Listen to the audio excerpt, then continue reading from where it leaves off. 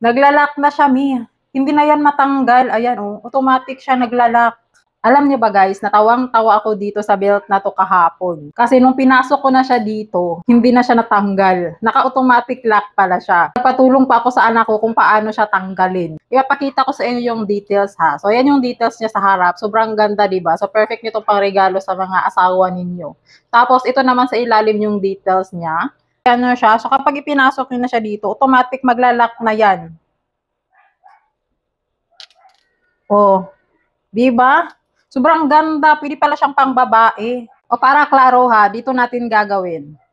Pag pinasok nyo yan, automatic lock na, hindi na natatanggal.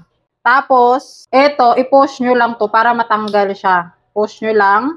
O, ganyan. O, diba? Sobrang ganda. Pwede nyo pang regalo sa sarili ninyo or sa mga partner nyo, mga madam. O, ano na, check out ka na dyan.